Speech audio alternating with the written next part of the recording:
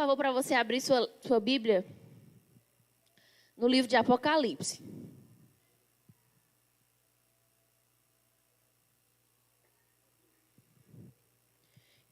Quem for achando vai dizendo, vixe. Apocalipse, capítulo 1.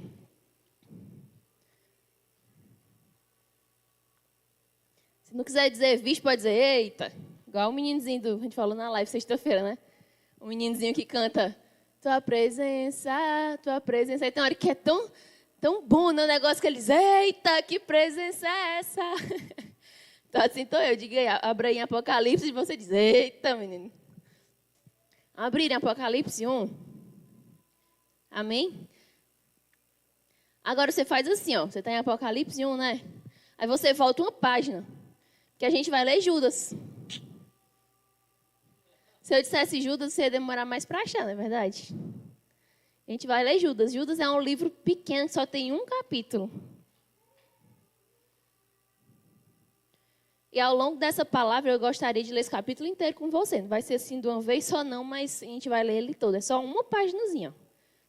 Um lado de uma página.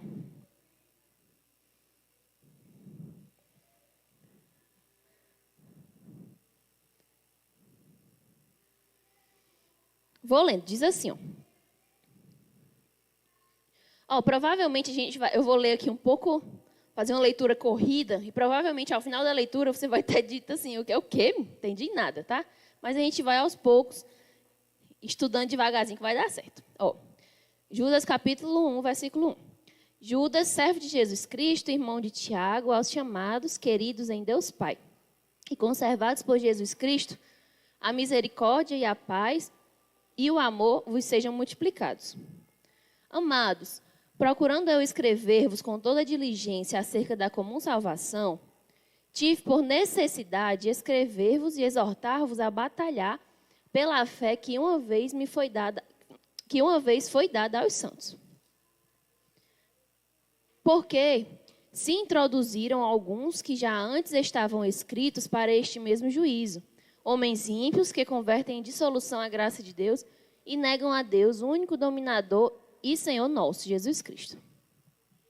Mas quero lembrar-vos, como a quem já uma vez soube disto, que havendo o Senhor salvo um povo, tirando-o da terra do Egito, destruiu depois os que não creram, e aos anjos que não guardaram o seu principado, mas deixaram a sua própria habitação, reservou-os na escuridão e em prisões eternas até o juízo daquele grande dia.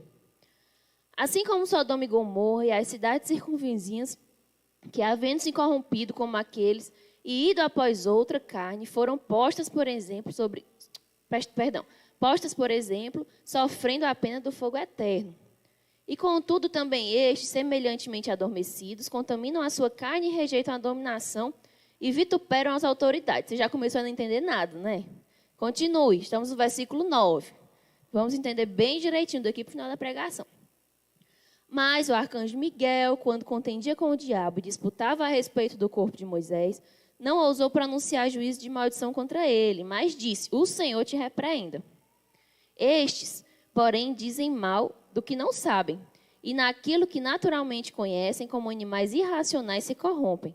Ai deles, porque entraram pelo caminho de Caim e foram levados pelo engano do prêmio de Balaão, e pereceram na contradição de Corá. Estes são manchas em vossas festas de fraternidade, banqueteando-se convosco e apacentando-se a si mesmos, sem temor. São nuvens sem água, levadas pelos ventos de uma parte para outra. São como árvores murchas, infrutíferas, 2 vezes mortas, desarraigadas. Ondas impetuosas do mar, que escumam as suas mesmas abominações. Estrelas errantes, para os quais está eternamente reservada a negrura das trevas. E estes profetizou também Enoque. Não vou ler daqui, não. Vou parar aqui no 3, tá? Depois a gente lê mais para frente. Gente, para quem não tiver entendido nada desse texto, eu vou tentar explicar um pouquinho. Judas, ele está escrevendo aqui essa carta para alguns cristãos judeus. E aí ele começa, ó, lá no versículo 3, amados, eu queria escrever-vos acerca da salvação. Ele começa assim, Gente, todo pastor, quando chega aqui na frente, eu nem pastora sou, mas eu imagino. Todo pastor, quando chega aqui na frente, todo pregador da palavra, a vontade que tem é chegar aqui e falar o quê? De Jesus, da obra da cruz. De Jesus vai voltar, Jesus morreu por você para lhe salvar. Não é o que o evangelho tem de mais bonito, né? Vocês que estão aqui, não é? A vontade de chegar aqui é só falar Jesus, Jesus, Jesus. Jesus é maravilhoso, Jesus é bom demais, Jesus transforma a tua vida. Jesus pode tirar do lamaçal, Jesus pode te colocar num lugar maravilhoso. Jesus ama você, Jesus quer salvar a sua família. Jesus quer entrar na sua casa, Jesus quer transformar você. Jesus quer melhorar teu casamento, Jesus quer converter o teu filho. Jesus quer te dar uma vida de paz aqui nessa terra. A palavra de Deus diz que na presença de Jesus a gente encontra delícias perpetuamente, ou seja, todos os dias. Essa é a pregação que todo mundo, todo pregador quer chegar aqui na frente e falar. Os pregadores que vivem segundo a palavra de Deus de verdade. Só que aí Judas começou assim, né? Eu queria muito escrever para vocês acerca da salvação, ó. Mas tive por necessidade escrever-vos e exortar-vos a batalhar pela fé que uma vez foi dada aos santos. Aí ele diz, eu queria falar disso, eu queria falar só de Jesus e da salvação, mas eu precisei falar de alguma coisa antes. Eu precisei fazer aqui um parênteses antes da pregação. Então, antes da pregação aqui de Judas, ele disse, olha, eu preciso falar para vocês acerca de um assunto. Não é o que era mais confortável para ele, não era. Como eu falei, ele queria falar, olha, isso aqui fazia pouco tempo que Jesus tinha morrido, né? Estava ali no quente do evangelho. Os discípulos apóstolos espalhando as boas novas de Cristo. Alguns morrendo, outros sendo espalhados e eles resistindo àquela história linda da igreja primitiva. Estava ali no quente do evangelho, então ele queria falar disso. Mas ele disse, eu preciso falar dessa outra coisa antes. E é sobre essa outra coisa antes que nós precisamos falar nessa noite. Porque para a gente receber da palavra, a gente precisa tirar do nosso meio essa outra coisa que Judas vai falar para a gente aqui nessa noite. Aí é por isso que começa aqui no versículo 4, ó, diz assim, ó, porque, olha o problema, aqui ele apresenta o problema. Porque se introduziram alguns que já antes estavam escritos, se introduziram alguns. Então, esses alguns, ele vai falando no decorrer desse capítulo sobre esses alguns. Quando ele fala se introduziram alguns, a gente entende o quê? Que são pessoas que se introduziram no meio do povo de Deus, é verdade? Porque se não fosse, se fossem pessoas de fora, eles teriam dito, irmãos, eu queria falar sobre a salvação, mas eu preciso falar daqueles que estão lá fora, daqueles que ainda hão de chegar, daqueles que ainda não conhecem o amor de Jesus. Mas ele disse, eu preciso falar sobre aqueles que se introduziram no meio do povo. Então, esse era um problema. Eram pessoas que tinham se introduzido no meio do povo de Deus e que estavam causando algum tipo de problema que nós vamos ver nessa noite o que é. E antes de falar desses problemas, eu queria posicionar você de uma forma. À medida que eu vou falando aqui, a gente não pode pensar somente em pessoas. A gente precisa pensar em espíritos. Porque eu vou começar a ler aqui características ruins. Alguns vocês já devem ter captado aí durante a leitura do texto. Nós vamos começar a ver características ruins. E a gente tende, para se defender, a gente tende, quando lê que uma característica é ruim, vou ver aqui um exemplo de uma que eu li aqui. Adormecidos, lá no versículo 8 fala, estes, aqueles, alguns, que se introduziram no meio do povo de Deus, eram adormecidos. Aí quando a gente pensa em adormecido, a gente não olha para dentro de nós, a gente pensa logo em alguém que é da igreja ou que é da sua família, alguém que está adormecido em relação à palavra de Deus. E já começa, olha aí, tá vendo? Ele é o que é o problema, tá vendo aí? O que Deus está dizendo sobre ele? Não. Não vamos combater aqui pessoas. Nós vamos combater espíritos. Então, quando eu disser assim, adormecidos, você olha para dentro de você. Tá certo? Porque dentro de nós podem ter, se não todas, algumas dessas características. Que aqui, segundo Judas, vão precisar sair do nosso meio para poder a gente receber a palavra de Deus como ela merece ser recebida. E só esclarecendo um pouco, para se porventura alguém não souber, esse Judas aqui que nós estamos lendo, que escreveu essa carta, não é o Judas traidor, tá? Se alguém tiver armado por acaso, achando que a gente está baseando o estudo, de alguém que traiu Jesus e escreveu, não, isso aqui é Judas, é outra pessoa, tá certo? É um seguidor de Jesus. Então é isso. Vamos combater espíritos. Então, eu queria que a gente começasse. Eu anotei aqui uma lista resumida dessas características que podem estar dentro de nós, que precisam sair do nosso coração. Tá certo? Da minha e da sua vida. Sim, da sua vida. Aí eu queria, além disso, pedir para quem tiver coragem, pegar uma caneta. Vocês que estão aqui, que quiserem também ficar à vontade, pega uma caneta e um papel. E à medida que eu for lendo essa lista de características ruins, se você tiver coragem de mostrar que você tem isso dentro de você para o Senhor, porque eu não vou ver, ninguém vai ver, mas se você tiver coragem de expor isso diante do Senhor e de dizer assim, Senhor, eu tenho isso, mas eu não quero mais ter a partir de hoje, aí você escreve dessa lista o que é que você tem. Tá certo? Pode ser? E você guarda, não mostra para ninguém, não precisa nem mostrar para o marido nem para a mulher, não. Tá certo? Vou ler aqui. Eu separei aqui, tá? Então, não precisa acompanhar na Bíblia. Eu fiz um resuminho aqui dessas características que Judas disse que precisavam sair do meio do povo de Deus. Olha aqui, ó. Vou ler devagar para dar tempo de você anotar, se você se identificar com alguma dessas características, tá bom? Adormecidos, ou seja, dormentes, quanto à obra de Deus. A Juliane trouxe aquela pregação aqui sobre o espírito de Sodoma, se eu não me engano, ela falou muito sobre isso. Depois você vê no canal. Adormecido, uma pessoa que nada mexe mais com ela, que tem o louvor, o Celino pula, o Celino canta, o Celino grita, o Celino fica suado, mas tanto faz, está lá lavando a loucinha dela, e nem tanto faz estar o Celino como o que é que passa uma hora dessa noite na televisão? O Faustão nem passa mais, né? Passa? Não sei. O que passa aí na Globo? Tanto faz, está a administração do louvor como a Globo ligado. Está insensível, está adormecido.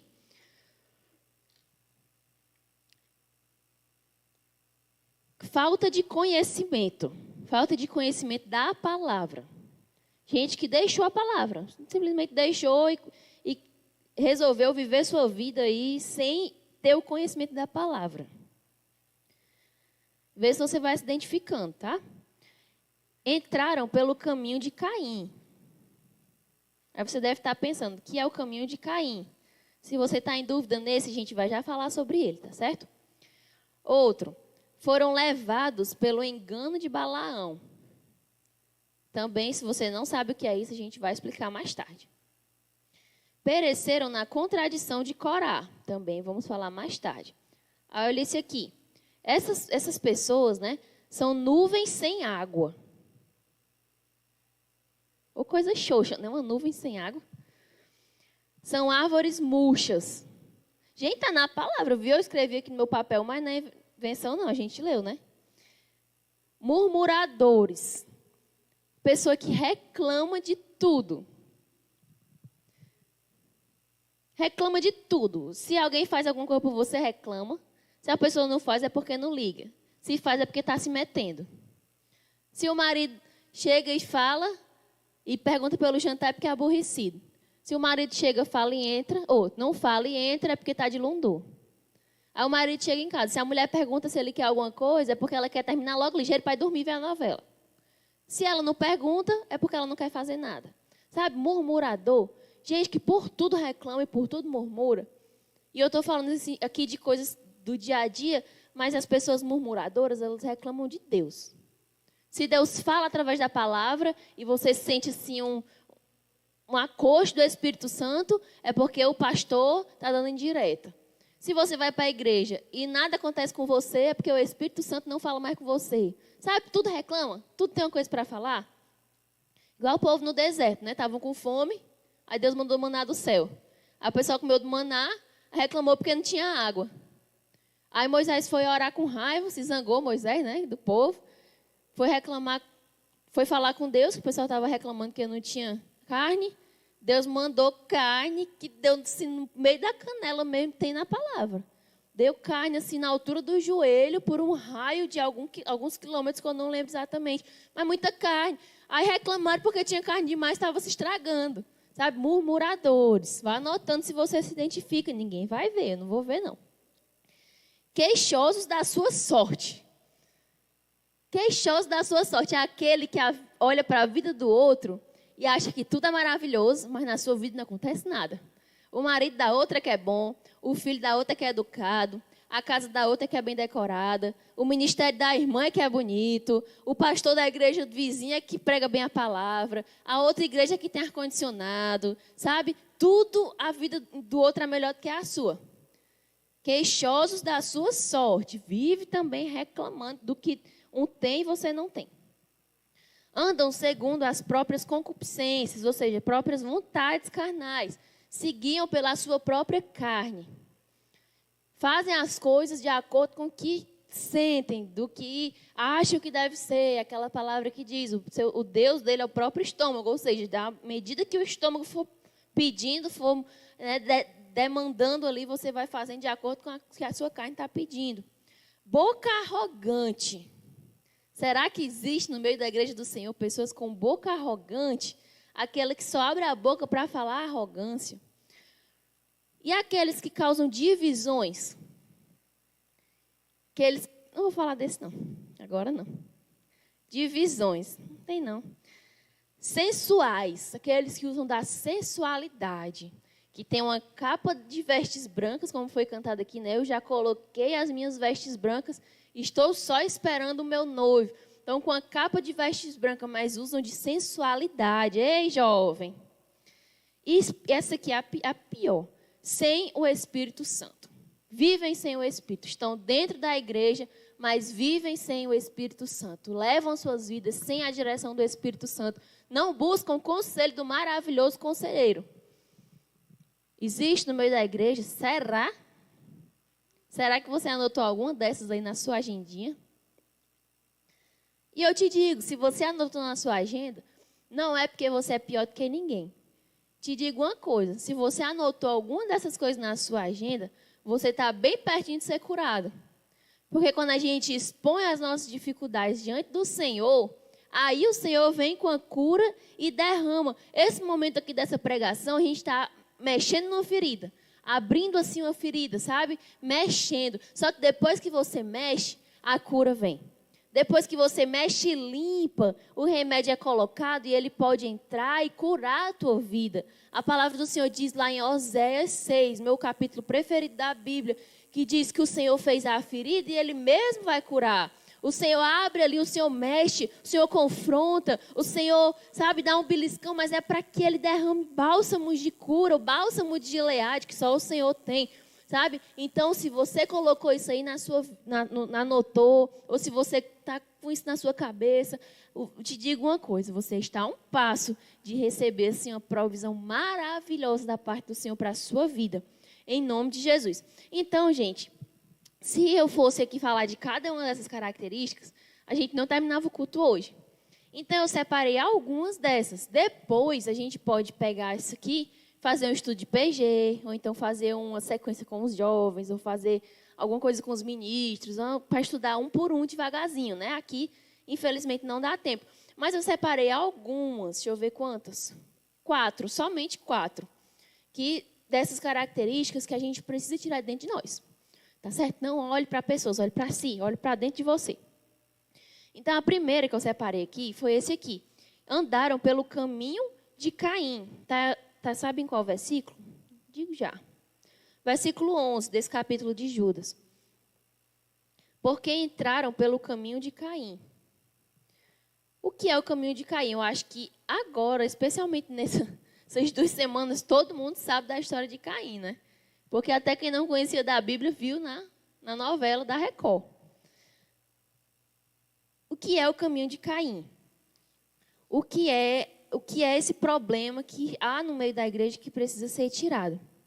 Caim foi filho de Adão, filho primogênito de Adão. E ele tinha um irmão mais novo chamado Abel. Resumidamente, porque pode ter alguém na live que não conhece a história. Caim e Abel, irmãos. E eles resolveram fazer ofertas ao Senhor, levar ofertas ao Senhor. E a palavra de Deus diz que Abel trabalhava cuidando de animais. E Caim trabalhava na terra. E cada um pegou da sua parte para oferecer ao Senhor. E Abel pegou da sua parte a melhor parte. Ele escolheu o melhor animal que ele tinha, o sem defeito, o mais bonitinho, o mais branquinho, o mais limpinho, o mais cheirosinho, né? O melhor de toda a criação lá dele, ele pegou para oferecer para o Senhor. E Caim não, Caim foi pegando do fruto da terra que tinha lá de sobra, aquele que tinha repetido, a figurinha repetida, né, que não ia fazer falta, aquele que não estava 100%, aquele que, sabe, o que não era perfeito. E ofereceram ao Senhor. E o Senhor se agradou do sacrifício de Abel, mas ele não se agradou do sacrifício de Caim. E o que é o caminho de Caim? O caminho de Caim tem eu coloquei aqui 3 coisas que explicam um pouco o que é esse caminho de Caim. Em primeiro lugar, o caminho de Caim é essa sensação de oferecer ao Senhor alguma coisa que não é o melhor. E a gente essa semana falou aqui, no almoço aqui com a minha família, a gente falou sobre ofertas agradáveis e ofertas que não são agradáveis a Deus. Não é porque você tem aquele ditado, né, popular que o pessoal diz, cavalo dado não se olha os dentes, né? Ou seja, foi presente, foi dado, então tá bom, mesmo que tenha defeito, né? Bota para dentro porque foi de graça. Mas com Deus não é assim. Deus não age desse jeito. Não é toda oferta que é agradável ao Espírito Santo. Não é tudo que você dá ao Senhor que agrada a Ele. Que traz alegria ao coração do Senhor. Não é. Essa história de Caim nos prova isso. Os 2 deram alguma coisa. Mas o Senhor se agradou e do outro o Senhor não se agradou. Então, quem vai pelo caminho de Caim é aquele que oferta ao Senhor qualquer coisa. E eu não falo de quantidade. Eu não falo de muitas posses. Eu não falo só de financeiro. Eu falo também de coração. Aquele que oferta ao Senhor só o restinho do seu tempo. Aquele que oferta ao Senhor a sua vida só quando não tem mais outra coisa para fazer, só quando você já fez todos os seus afazeres, que acaba é que você vai lembrar que existe um Deus, sabe? Isso é a oferta de Caim, isso é aquele que anda no caminho de Caim, que essa palavra aqui está dizendo para a gente tirar do meio do nosso coração. Não entenda como tirar do meio da igreja, você que vai ser apartado, não. Mas é tirar de dentro do nosso coração para ser curado e o Senhor derramar características do céu sobre nós. Amém? Então, isso é uma das coisas. Não falo de oferta de quantidade, porque a palavra de Deus conta a história de uma viuvinha que ela só tinha 2 moedinhas. Mas era tudo que ela tinha. Era o dinheiro, talvez, para comprar o almoço do dia seguinte. Mas ela foi lá na igreja e depositou aquelas 2 viuvinhas aos pés do Senhor. Aquela mulher não estava dando dinheiro para a igreja, aquela mulher não estava dando dinheiro para pastor, para nada, ela estava dando aquilo ali para o Senhor. Ela estava ofertando o coração dela ali aos pés de Jesus. Porque ela sabia que aquelas moedas não eram a provisão dela. Ela sabia que a provisão dela vinha do Senhor. E que aquela moeda era só um meio. E do jeito que o Senhor tinha dado aquelas moedas para ela, ela podia dar outra coisa. Sabe? Ela se depositou por inteiro. E, ao contrário disso, outros deram muitas fortunas, deram muitos reais. Eu sei que não era real na época, mas só para a gente entender. Deram muitos dólares, deram muitas coisas, deram muitos bens, mas não agradou ao Senhor, porque era o resto. Era o que sobrava. Não era o que era necessário, era só o restante. Sabe? Então, Deus se agrada muito mais com 2 moedinhas que saem do seu coração do que uma fortuna inteira que sai do resto da sua despensa. Sabe? Então, andar pelo caminho de Caim é fazer exatamente isso, é ofertar ao Senhor algo que não é tudo que você tem. Já tivemos também aqui uma pregação do pastor Wesley que disse que o Senhor pega o nosso nada e transforma em tudo. O Senhor quer nosso tudo, ainda que nosso tudo seja muito pouco. Né? Ainda que tudo que a gente tenha seja nada. Quando o profeta chegou na casa da viúva, aí pediu um pãozinho, né, para comer. Aí a viúva disse, não, profeta, só tem um pouquinho de farinha, um pouquinho de azeite para fazer um pão para o meu filho. Para mim ou para o meu filho depois a gente morrer. O tudo dela era quase nada. O tudo dela era um pouquinho de farinha e um pouquinho de azeite. Mas aí o que foi que ela fez? Pegou o tudo dela, que era pouco, e entregou, porque do mesmo jeito da outra viúva, ela sabia que a provisão dela era do Senhor. Não era da farinha, nem era do azeite, porque a farinha e o azeite são só as coisas que o Senhor derrama e que a provisão mesmo é Ele. Sabe? Então não é quantidade. Então saiamos desse caminho de Caim. Saiamos, que a gente aprenda a ofertar ao Senhor aquilo que Ele merece, aquilo que tem de melhor no nosso coração, ainda que imperfeito, ainda que incompleto, mas o nosso tudo ao Senhor, em nome de Jesus. Continuando a história de Caim, depois que a oferta dele não foi aceita pelo Senhor, ele zangou-se. Zangou-se. E eu vi hoje um versículo lá em Gênesis, eu já tinha visto, mas hoje eu parei mais atentamente nesse versículo. E depois que Caim se zanga, Deus fala com ele. E Deus dá uma chance para Caim ali naquela hora. Deus não rejeitou Caim assim, antojou Caim, não. Deus deu outra chance para ele e disse assim: Caim, com as minhas palavras, você fez a oferta errada, está com raiva do seu irmão, mas se por acaso você fizer a coisa certa, será que eu vou continuar te rejeitando, Caim?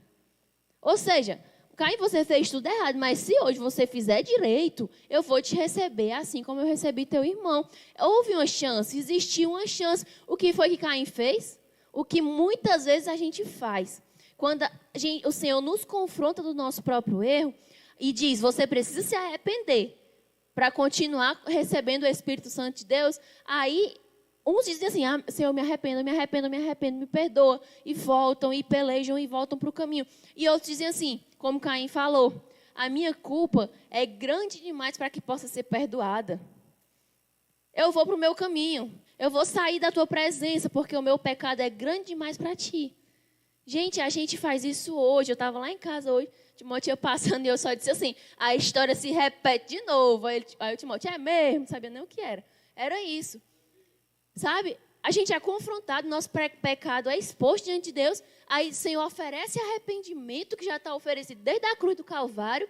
Uma palavra que diz, se arrependa, que sobre você vai vir o Espírito Santo. Se arrependa, negue-se a si mesmo, tome sua cruz e siga, porque tem vida eterna. Aí a gente é confrontado e muitas vezes a gente diz, meu pecado é grande demais, Senhor, para a obra da cruz. É a mesma coisa que está dizendo, a cruz é insuficiente para perdoar as minhas ofensas, os meus pecados. E sai da presença de Deus. Sabe, o cristão que diz assim, essa vida de crente não é para mim não, porque eu não consigo mudar. Eu não sei mudar. Eu nunca vou ser crente. Eu nunca vou ser fiel. Eu nunca vou conseguir. Isso é um depoimento contra a cruz de Cristo, meu irmão. E eu não estou dizendo aqui que é fácil mudar, que é fácil você mudar sua conduta. Não é fácil, mas existe um Deus de graça e de misericórdia, que quando a gente se ajoelha e se arrepende e diz assim, Senhor, sozinho eu não consigo, Senhor, mas eu reconheço que sobre mim existe um Deus que pode todas as coisas, um Deus que é capaz de me transformar, um Deus que é capaz de mudar a minha vida, um Deus que é capaz de me tirar da lama e me colocar e me firmar os pés sobre uma rocha. Eu não consigo sozinho, mas o Senhor pode fazer por mim. Tem misericórdia de mim, Senhor. Esse é o coração que nós precisamos ter. E não simplesmente dizer, é grande demais para mim, é pesado demais para mim, vou embora. E ali ele foi embora. Simplesmente se afastou da presença do Senhor. E a geração que saiu dele foi de desgraça, foi de coisa ruim, foi de tragédia, foi de morte por cima de morte, foi de rebelião e rebeldia contra o Senhor. Sabe? Por causa da postura de não chegar e não se arrepender. E não se colocar diante do Senhor. Caim ali, ele buscou outra alternativa mais fácil do que o arrependimento. O arrependimento não é a alternativa mais fácil. Porque mexe com o ego, mexe com o jeito de ser, mexe com nosso eu, né? Mexe com a nossa carne. O arrependimento não é o mais fácil. O mais fácil é deixar, esquecer, ir por outro caminho, se encontrar com outras pessoas aí no meio da estrada, tocar a vida e não se arrepender. Gente, tempo que passa não é arrependimento que chega. Não é. A gente, infelizmente, tem uma ideia de que fez algo errado, pecou contra o Senhor e deixa o tempo passar, e como se aquela culpa, aquele pecado, ele prescrevesse como os crimes do Código Penal. Como se depois de um determinado tempo houvesse sim foi esquecido, foi apagado, deixou de existir como fumaça. Não, tempo que passa não é arrependimento que chega. Arrependimento é quando o seu coração diz para o Senhor, Senhor, eu errei. Pelo amor de Deus, tenha misericórdia de mim e me perdoe, porque eu não quero mais fazer. E eu vou mudar de conduta. E muda de conduta. Sabe, arrependimento é mudança. Não é tempo que se vai para prescrever aquele problema. Tá certo? Então, sair desse caminho de Caim, que Judas nos ensinou que a gente precisa tirar, né, do nosso meio, é exatamente sair disso. É ofertar ao Senhor aquilo que Ele merece. É não ter buscar outra alternativa contra o arrependimento, uma alternativa ao arrependimento. Tá certo? Vamos para a segunda coisa, tá? Ainda no versículo 11. Perdi, achei. Entraram pelo caminho de Caim e foram levados pelo engano do prêmio de Balaão. Que é isso, Alano? Que é o engano do prêmio de Balaão. Rapidamente também, a gente dá vontade de sentar e explicar cada história dessa assim com bem calma. Mas não dá tempo. Prêmio de Balaão. Balaão era um homem, alguns chamam de profetas, outros chamam de feiticeiro. Era um homem que, uma coisa ou outra, ele tinha um contato sobrenatural. Ele ouvia a voz de Deus, né? E também ele ouvia a voz dos inimigos. E esse homem, chamado Balaão, ele foi contratado por um rei chamado Balaque para amaldiçoar o povo de Israel. Porque o povo de Israel estava crescendo e eles, nesse tempo, ainda estavam andando no deserto em direção à terra prometida, liderado por Moisés. E eles iam passando pelas terras de Moabe. Imagine só você, Balaque, no seu trono de vaidade, né? Com o seu trono ali estabelecido, o seu reinado ali muito bem calmo, né? Tranquilo. Aí lá vem o povo, que eu não sei nem que tamanho tinha nesse tempo. Quando saíram do Egito eram 2 milhões e bocado, né? Quase 3 milhões quando saíram. Isso já tinha uns anos, já devia ter aumentado um bocado. Aí você está lá, o rei no seu trono, passa 3 milhões de pessoas andando no meio da sua terra. Susto. Viu? Maior do que o susto que eu lhe dei no começo da live. Susto. Aí chega lá o mensageiro do rei de Deus, como a Luna, né? Rei mulher, ela tudo agora vai dizer, Alana mulher. Rei Balaque, pelo amor de Deus, tem 3 milhões de pessoas passando por essa terra. O rei, pronto, acabou, tomaram minha terra. Se tiver guerreiro, se tiver soldado no meio desse povo, acabou-se Moabe, né? Vão dominar a nossa terra. Aí o que ele faz? Chama Balaão para amaldiçoar esse povo. Mal sabia ele, né? Aí chamou Balaão. Resumindo a história, Balaão chegou. No meio do caminho, a jumenta do Balaão se encontra com o anjo, mas depois você vai ler isso aí na Bíblia, está lá em Números.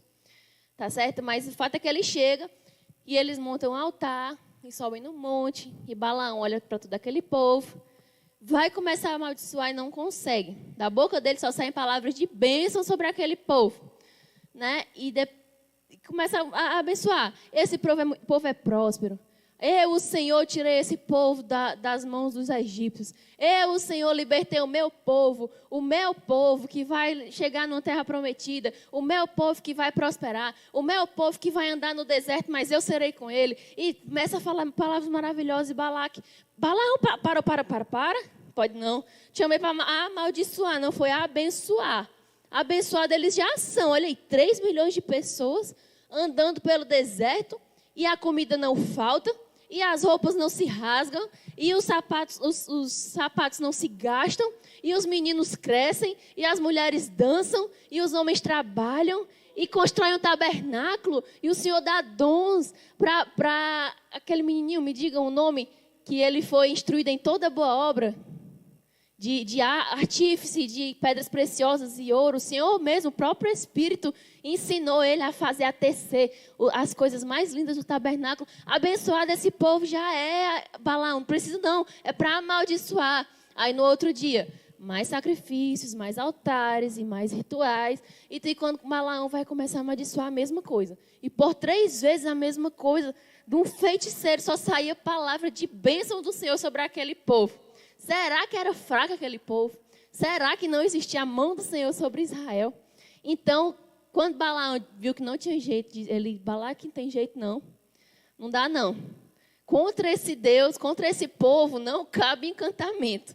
Não cabe obra de macumba. Sabe aquela música que o pessoal canta em macumba, não mata crente? É verdade. Então, contra o povo de Deus, não cabe encantamento, gente. Contra aquele que está debaixo do esconderijo do Altíssimo, não existe obra do inimigo que possa prevalecer. Agora é preciso estar debaixo da mão do Todo-Poderoso. Porque a força não está em nós mesmos. Está no Deus que pode todas as coisas. E que estende a sua mão e faz prosperar o caminho do justo. Amém? Glória a Deus. Então esse era Balaão. Mas você não entendeu nada ainda. Por que o Judas disse que não era para andar pelo caminho de Balaão. Balaão, vendo que não dava certo amaldiçoar o povo, deu um conselho. Um conselho vindo diretamente do portal do inferno. Balaão disse, olha, Balaque, amaldiçoando não dá certo.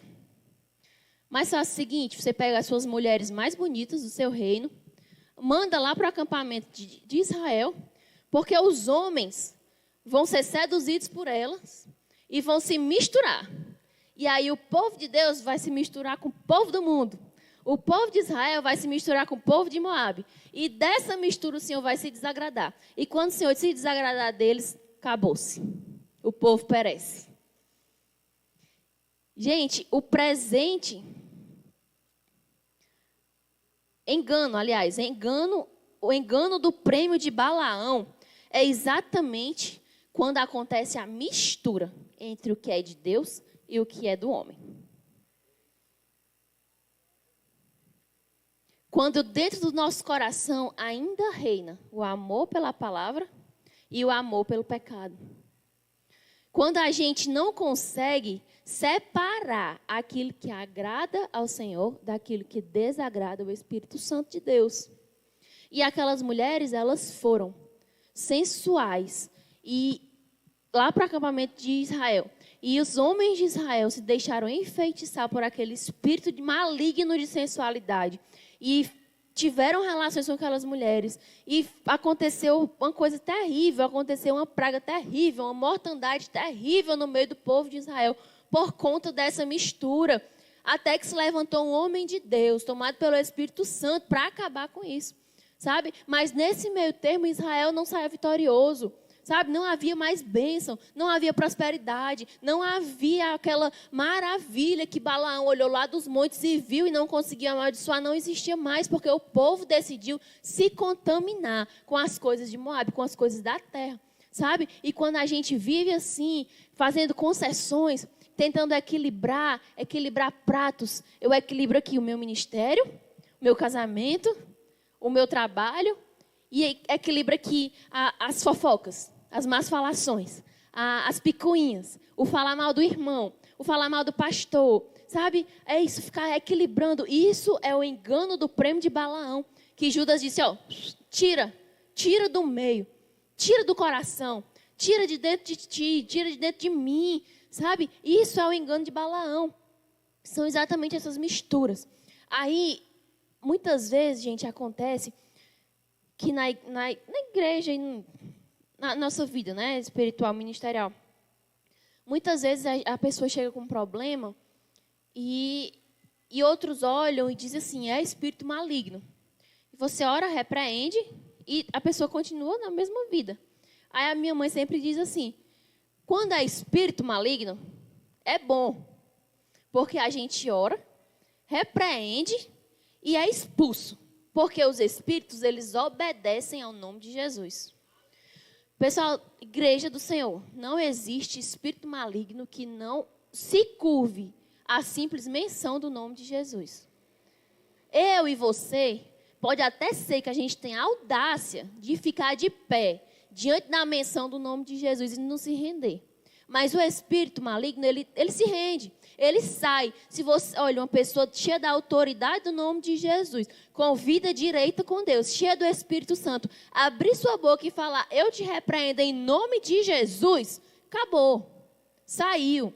Sabe, se rende, não resiste à presença do Espírito Santo. É por isso que Balaão não conseguiu amaldiçoar. Porque os espíritos, eles submetiam ao comando do Senhor sobre aquele povo que dizia, vai prosperar, vai crescer, vai habitar na terra, vai possuir Canaã, vai andar pelo deserto, vai atravessar, mas vai chegar. Existia uma palavra e os espíritos malignos se rendiam a elas.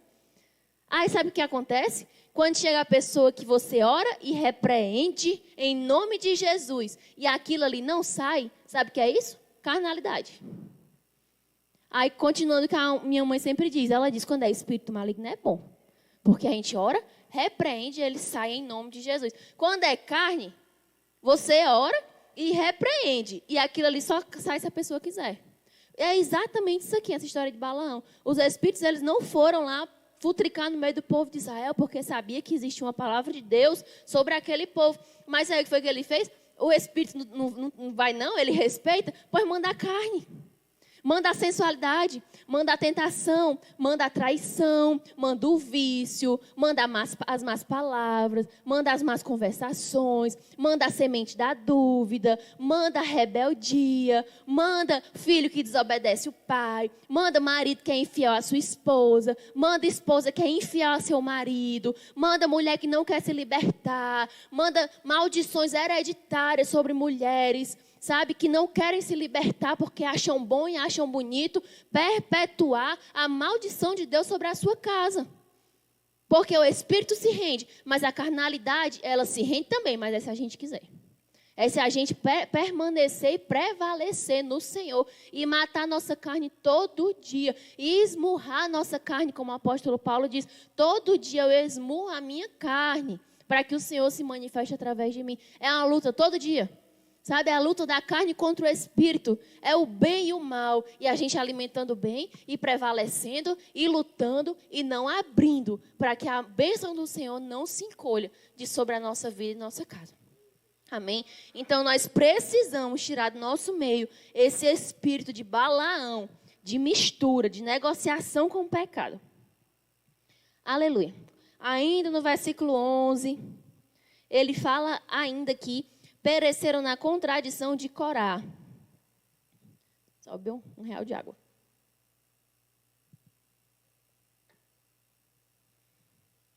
Caim, Balaão e Corá. Corá foi outro, durante a liderança de Moisés, no deserto, que ele simplesmente resolveu se rebelar contra a liderança de Moisés. Ele queria ocupar o cargo de Arão. Ele vinha da tribo de Levi, queria ser sacerdote no lugar de Arão, e ele simplesmente não se conformava com a liderança de Moisés sobre aquele povo, porque Moisés tinha dito pelo Espírito Santo que Arão ia ser o sumo sacerdote. E ele não se conformava com aquilo. Gente, ele estava dentro da igreja, né? Trazendo aqui para o dia de hoje. Estava dentro do povo de Deus. Estava ali na comunhão dos irmãos. Estava morando ali com todo mundo. Estava dentro do olho do furacão da bênção do Senhor. Mas ele não se conformava com a liderança de Moisés. Ele não conseguia ter paz dentro dele em saber que Moisés era líder sobre aquele povo. Tanta audácia teve no coração daquele homem, lá em Números 16, capítulo 3, se você quiser anotar para abrir depois. Lá em Números 16, versículo 3, ele diz assim, ó, com as minhas palavras, ele fala assim: Moisés, se esse povo já é o povo ungido por Deus, se esse povo já é o povo escolhido por Deus, se toda a congregação já é santa, para que é que precisa de tu? Para que é que precisa de um líder? Para que, qual é a tua função aqui? Se já é o povo de Deus, se já é o povo que o Senhor tirou da terra do Egito, se a congregação já é santa, para que é que precisa de ti, Moisés? Ei, irmão, se a igreja já é muito maravilhosa, e é mesmo, é a noiva de Jesus, não estou querendo dizer que não é, se é a noiva de Jesus nessa terra, se a igreja está sendo adornada, para que é que precisa de pastor? Para que é que precisa de líder? Para que é que precisa de uma pessoa aqui na frente falando para você? Para que é que precisa congregar? Para que é que precisa desse ministério? Para que é? Foi o Espírito aqui que tomou Corá. E pode ser o Espírito que tem tomado o nosso coração. Pode ser o Espírito que tem vindo como raposinhas ali, ó, minguar a obra de Deus no meio da igreja. Se já é tão legal, se eu já estou me juntando para fazer uma coisa boa, se eu já estou orando, se eu já estou me juntando com os irmãos para louvar, para que obedecer conselho de pastor? Para que receber palavras de Deus vindas de outras pessoas se o Espírito Santo já fala comigo? Para que estar submisso a uma liderança? Para que fazer parte de um corpo? Espírito maligno de Corá que quer tomar a igreja do Senhor. A palavra de Deus diz: toda a autoridade foi constituída por Deus. Se as autoridades da terra foram constituídas por Deus, você imagine a autoridade do meio da igreja, que é a noiva de Jesus, a noiva do Cordeiro, amada, linda, querida, maravilhosa, que vai se encontrar com Ele um dia. Imagine a liderança que o Senhor colocou para te abençoar. Imagine a pessoa que está aqui para te aconselhar, para te abençoar, para orar por você, para perder noite de sono, clamando pela tua vida. Aí o espírito maligno vem e diz: para quê? Se eu já tenho Bíblia em casa, se eu já oro todo dia, se eu já estou me juntando com os meus irmãos todo dia, para que conselho de líder e de pastor? Para quê? Aí, pequeno grupo não está? Live de jovem muito menos? Culto. Depois eu assisto, vai ficar gravada a pregação, depois eu vejo. Sabe? Espírito de Corá que precisa sair do nosso meio. A palavra de Deus diz: congregai-vos. Congregai-vos, porque os irmãos são como um ferro, que um afia o outro, e eles vão se atritando, vão brigando, vão também. Vai enchendo o saco um do outro e enche, sabe? Um pisa no pé do outro, pisa, sabe? Enche o saco, mas no outro dia está todo mundo se abraçando, se beijando, porque existe uma coisa que une tudinho, que é o amor de Jesus pela sua igreja. Sabe? E um dia você vai até dormir com raiva, mas no outro você amanhece e manda uma mensagem dizendo: meu irmão, eu te amo tanto. Fica com raiva não, porque foi em amor. Sabe? O amor do Senhor que prevalece no meio da igreja de Jesus. E é nisso que nós temos que nos segurar e não olhar os conselhos de Corá que diziam: para que Moisés? Para que líder? Não precisa. E aí nessa brincadeirinha ele juntou um monte de homens rebeldes. Então, rebeldia e insubmissão são coisas que precisam sair do meio de nós, para que a glória do Senhor se manifeste na sua igreja, em nome de Jesus. Ô, Glória, se você não tiver anotado as características, ainda dá tempo. Depois também, se não fizesse agora no culto, você abre aí capítulo de Judas, capítulo primeiro, não é nem primeiro, né? Capítulo único de Judas. E você vai lendo, se quiser, vai anotando para entregar para o Senhor. A última característica que eu queria trazer aqui nessa noite, dessas quase 30 que tem aqui nesse capítulo, está aqui no versículo 12. Aqueles alguns que chegaram no meio do povo de Deus. Estes são manchas em vossas festas de fraternidade. Fraternidade é a comunhão, tá? Banqueteando-se convosco e apacentando-se a si mesmo, sem temor. São nuvens sem água, levada pelos ventos de uma parte para outra. São como árvores murchas, infrutíferas, 2 vezes mortas e desarraigadas. É a última característica que eu queria trazer para vocês hoje. É exatamente essa: nuvens sem água e árvores murchas. É outro espírito que precisa sair do nosso meio. Nuvens sem água. Aqui não precisa nem explicação, aqui a palavra de Deus mesmo diz: nuvens sem águas que são levadas pelos ventos para uma parte e para a outra. São pessoas inconstantes. Pessoas que uma hora estão, outra hora não estão. Pessoas que uma hora estão crendo, na outra hora não estão crendo. Pessoas que uma hora estão em santidade, em outra hora já estão lá fora no mundão. Pessoas que estão firmes e amanhã já estão com os pés afundados na lama. Sabe, inconstância, levadas de um lugar para o outro, por todo o vento de doutrina. A palavra de Deus diz: guardai-vos, guardai o vosso coração das vãs doutrinas, das palavras que vêm como se fossem verdade e não são. Guardai-vos, sabe? A igreja do Senhor, ela precisa ser firme, ela precisa estar sabendo ali o que está fazendo, ter os seus pés firmes, seus joelhos aprumados, e não como nuvens sem águas levadas para um e para outra parte. Como nuvens, o vento dá para cá e vão para cá. O vento dá para lá, vão para lá. De repente o céu amanheceu cheio de nuvem, branquinha. Aquelas nuvenzinhas branquinhas que não são de chuva. Você olha e está lá cheio de nuvem. 10 minutos depois você olha e o céu está azul. Não tem mais uma nuvem. Por quê? O vento levou. Foi embora. não está mais ali. Nós não podemos ser assim. A igreja do Senhor é aquela que permanece firme como quem vê o invisível. A gente leu esse versículo na live dos jovens. Como quem vê o invisível. Está lá em Hebreus 11, falando de Moisés. Moisés, ele abriu mão da sua vida de fartura e de conforto lá no Egito, porque os seus olhos se abriram e ele viu aquilo que era invisível. A igreja do Senhor, ela se move porque ela vê o que o mundo não vê. E para quem está lá fora, olha e diz, olha aí, lá vai. Um monte de fanático. Olha para aqueles 3 milhões de pessoas. Olha hoje para a igreja do Senhor, espalhada nas casas, e diz, olha aí. Um monte de fanático, um monte de gente que crê em quê? Crê em quê? No pastorzinho lá em cima do altar falando. Um povo, o que é que esse povo acredita? Parece assim, ó, gente que é levado pelo vento, mas não é. É porque é um povo que está vendo aquilo que é invisível. É um povo que enxerga o propósito de Deus nessa terra. É um povo que pode ser tido como louco, mas a palavra do Senhor diz que Deus pegou as coisas loucas do mundo e envergonhou as sábias.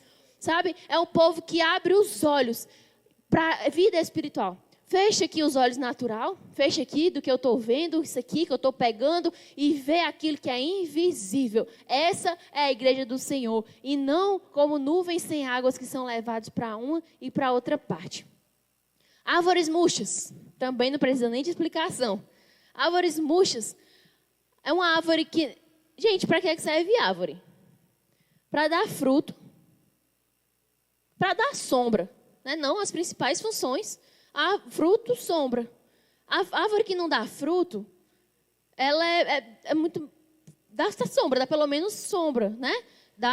Serve para alguma coisa. Mas uma árvore murcha, nem fruta e nem sombra.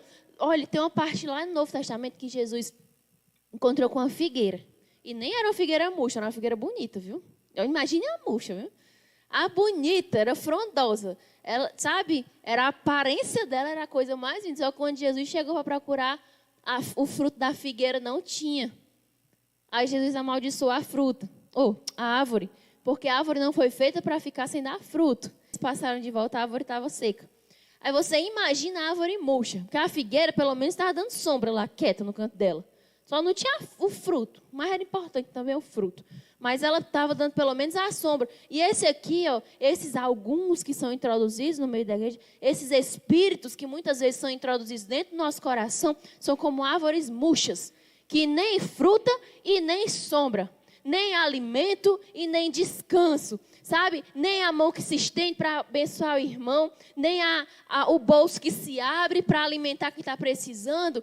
Isso é o espírito maligno que precisa sair do meio do povo de Deus. Árvores murchas, para que a gente faça e a gente realize tudo aquilo para o qual o Senhor nos chamou. Cada um de nós tem um propósito. Cada um de nós faz parte de um quebra-cabeça chamado propósito de Deus na terra. Cada um de nós nasceu com o chamado, a missão de contribuir para o reino de Deus nessa terra. E tem algo para você fazer nessa terra. Sabe, tem algo para você realizar aqui. Assim como a árvore, o papel dela é dar fruto. É a razão natural de existência dela. É dar fruto. Da mesma forma, você e eu fomos plantados aqui para fazer algo. E uma árvore murcha, ela não está fazendo aquilo para o qual o Senhor a chamou. Ela não está realizando o propósito que Deus mandou, ordenou que ela realizasse. Não está fazendo o que é natural. Da mesma forma, o ser humano, quando a gente deixa de realizar as coisas que o Senhor espera que nós realizemos, nós estamos sendo árvores murchas. Quando o Senhor nos chamou para levar a palavra, a gente está caladinho, deitado na rede, ouvindo sei lá o quê, não sei mais nem o que é que passa. O Faustão saiu da Globo, né? Domingo à noite, não tem mais, saiu, vai sair, não sei. Mas tá lá, em vez de estar pregando a palavra, está fazendo outra coisa.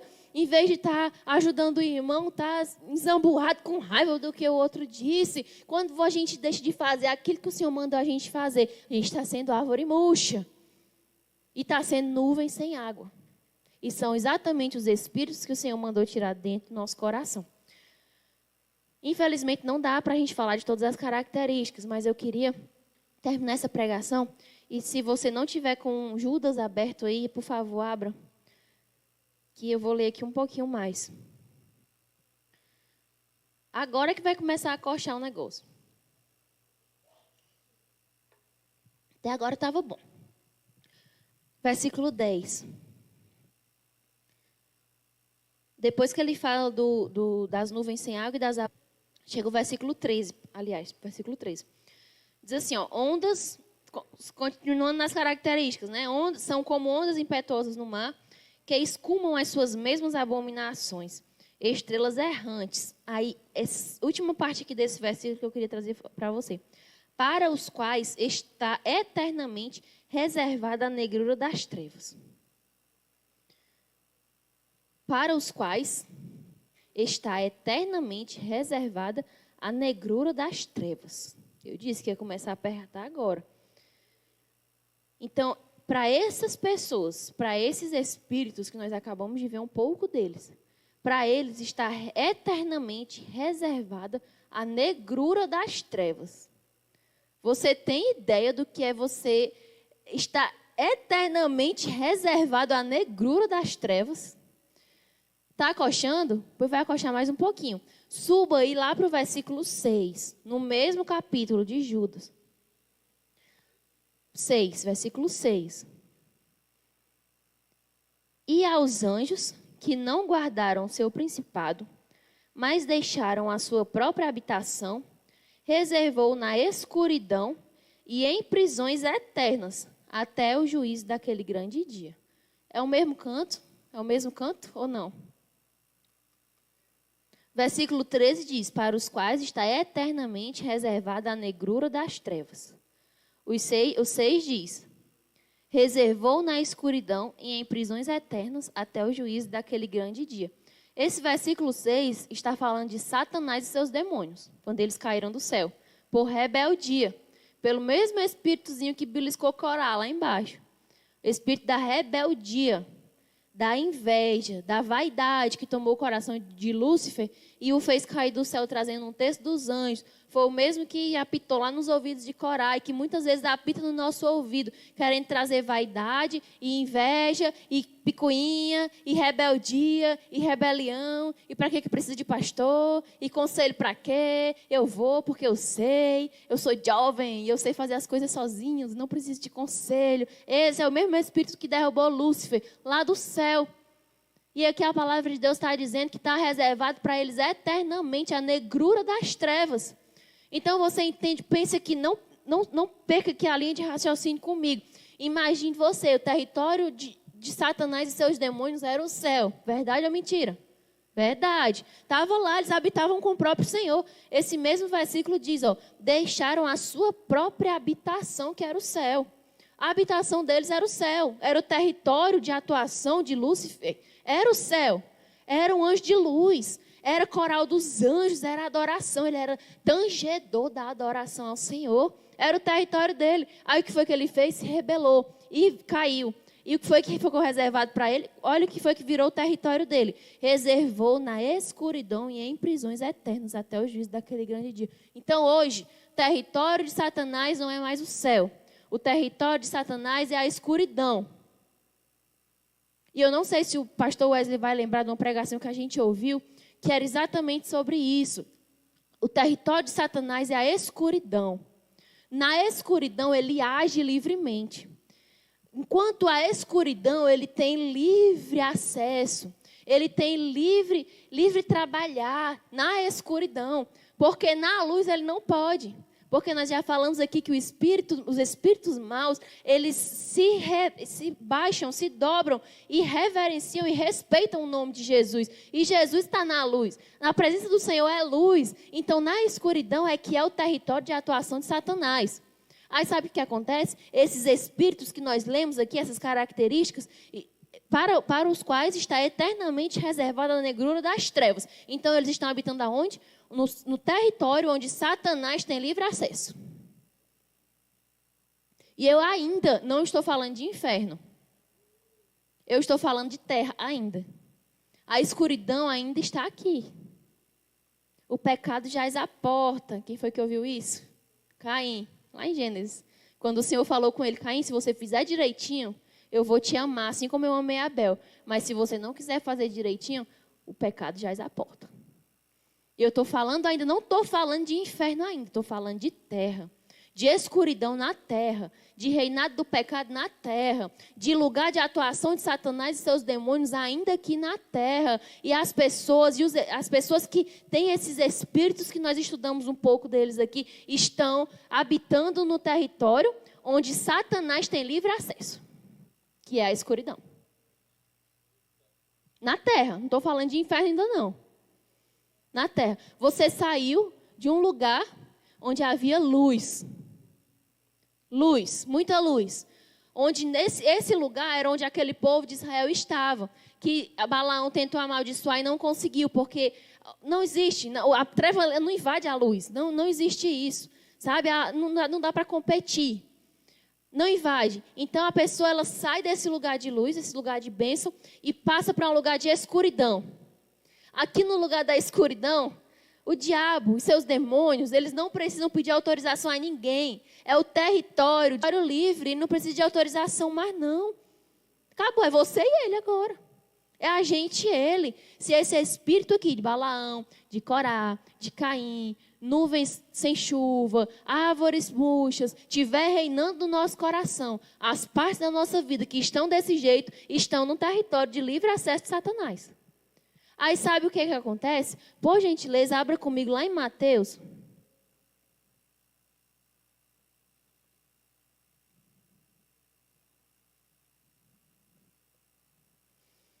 Mateus 13. 13, 24. Diz assim: propôs-lhe outra parábola, dizendo: o reino dos céus é semelhante ao homem que semeia boa semente no seu campo. Mas, dormindo os homens, veio o seu inimigo e semeou o joio no meio do trigo e retirou-se. Aí você pode ter perguntado assim para mim: esse homem está aqui semeando na terra dele, ele só semeou trigo. A palavra de Deus não diz que ele semeou joio. Ele semeou só trigo. Mas o inimigo, enquanto o homem dormiu, o inimigo veio e jogou o joio. Sabe o que acontece? É porque naquele terreno daquele homem havia a parte que era a luz. Havia a parte onde reinava o Senhor, que ele era exatamente na plantação do trigo. Só que existia uma parte ainda onde era território de Satanás. E nesse território o inimigo jogou o joio, semeou o joio, e o joio misturou com o trigo. E o Senhor não se agrada de mistura. Ei, Balaão, o Senhor não se agrada de mistura. O Senhor não quer Israel misturado com Moabe. O Senhor não quer trigo com joio. Está misturado. Por quê? Porque tinha uma parte que estava claro. Mas tinha uma parte, a palavra de Deus fala, dormiram os homens. A parte em que você dorme é a parte da escuridão. É a parte onde não há vigilância. É a parte onde não há conhecimento de Deus. Quando você dorme, quando você adormece, quando você fica dormente, a palavra de Deus é território de escuridão e de plena manifestação e atuação de Satanás e seus demônios. Aí você está na sua vida, eu estou fazendo tudo certinho, eu estou fazendo isso direitinho, eu estou buscando ao Senhor direitinho, mas está acontecendo na minha vida, está sendo plantado na minha vida uma coisa que não está combinando, joio. Não plantei joio, Alana, na minha vida, mas estou colhendo joio junto com o meu trigo. O que é que está acontecendo? O que é que está errado? É treva misturado com luz. Luz é o que você está fazendo de bom, mas treva é o lugar onde você está sendo negligente. E o Satanás é extremamente aproveitador. Ele aproveita a tua negligência para plantar aquilo que não é de Deus para ti. Sabe como é que você combate isso? Com conhecimento de Deus. Se os meninos quiserem chegando, podem chegando. Conhecimento de Deus. O contrário de escuridão é luz. E luz é conhecimento da palavra de Deus. Sabe como é que você faz para o inimigo não semear joio no seu terreno? Conhecimento da palavra. E essa pregação que eu estava falando para vocês, que não sei se o pastor Wesley lembra, ele falou assim, como é que você vence um inimigo dentro do território dele? Como é que você faz? Aí ele chamou uma pessoa lá e perguntou, numa luta entre você e um tubarão, quem vai vencer? Aí o cara disse, é o tubarão, pastor. Você e o tubarão. Hein, mãe? Hein, Manu? Hein, pessoal que está aqui, Celino, Cláudio? Uma luta entre você e um tubarão, quem é que vence? Aí o cara disse, é o tubarão, pastor. Aí o pastor disse assim, depende. Se você estiver na água, que é o território do tubarão, Não tem perigo de você ganhar. Agora, se o tubarão estiver na praia, que é o seu território, não tem perigo de você não ganhar. Sabe como é que você vence Satanás? Sai do território dele. Enquanto estiver na escuridão, enquanto estiver no pecado, vai perder de Satanás. Porque ele reina. Lá ele é o Senhor das trevas, é o Senhor da escuridão. Enquanto você estiver lá, vai perder, vai ser envergonhado, vai ser pisado, roubado, porque ele veio para roubar, matar e destruir. Sabe? Mas existe o Filho do Homem, que veio para dar vida em abundância. Agora, sai do território de Satanás. Venha para a luz, para ver se ele ganha, se ele prevalece. Prevalece nada, porque do lado da luz o que impera é o nome de Jesus. Porque do lado da luz o que impera é o sangue do Cordeiro que foi derramado. Saia da escuridão, saia do lugar das trevas, saia da negrura e vem para a luz. Vem para Jesus. Olhe para dentro do seu coração nessa noite, meu irmão, e veja as áreas da sua vida que ainda estão em trevas. Veja as áreas que ainda estão na escuridão, ali do desconhecimento da palavra, sabe? Olhe e traga essas áreas da sua vida para a abundante luz do Espírito Santo. Porque na luz é território de Jesus. E onde é território de Jesus, a morte não mata, a doença não adoece, a falta de dinheiro não traz miséria. Onde é território de Jesus, a tristeza não entristece mais. A má notícia não aperreia mais. Onde é território de Jesus, o menino que era mal criado agora é um servo de Deus. É um ministro de louvor. No território de Jesus, o marido que era um viciado agora é um pastor que prega a palavra. A mulher que falava as más conversações agora é uma profetisa da casa do Senhor. No reino de Deus, aquele que era tido como ninguém é chamado para a mesa do rei. Aquele que era o esquecido é chamado para exercer algum ministério. No território de Jesus, aquele que tinha fome é saciado, o que tinha sede é também saciado, aquele que estava doente é curado, o que era entristecido de alma agora é o mais alegre, é o que mais pula, aquele que era o briguento é o que leva a paz, aquele que era o escondidinho, o medroso, agora é o mais ousado na presença do Senhor. No território de Jesus, as coisas mudam de cabeça para baixo. As coisas loucas envergonham as sábias. Aquilo que é feio, na verdade, é o que agrada o coração de Deus. No território de Jesus, o que o mundo ensina lá fora como bonito, aqui é amassado e jogado fora. Porque reina a santidade do Espírito Santo de Jesus. Vem nessa noite, traz a tua vida para o território de Jesus, para a luz. Deixa a escuridão para quem já está lá e não tem mais jeito para ela, que é Satanás e os seus demônios. Porque enquanto nós estivermos aqui nessa terra, dá para a gente sair de lá e passar para o território de Jesus. O território que o Senhor nos reservou. O território que o Senhor guardou para nós. Ei, Canaã, o povo está indo para aí. Ei, cachos enormes de uvas. Ei, terra que mana leite e mel. O povo de Deus está atravessando um deserto, mas a gente está chegando. Mas tem que atravessar a infidelidade. Tem que atravessar a ingratidão. Tem que atravessar com o coração alegre. Tem que atravessar não murmurando. Tem que atravessar não se rebelando. Tem que atravessar dando frutos. Sendo árvores com águas que chovem. Chuva serôdia que rega a terra. Tem que ser figo que dá em tempo e em fora de tempo. Sabe? Oséias, encerra com esse texto. Deixa eu abrir lá, porque eu não posso não ler esse texto. Oh, glória.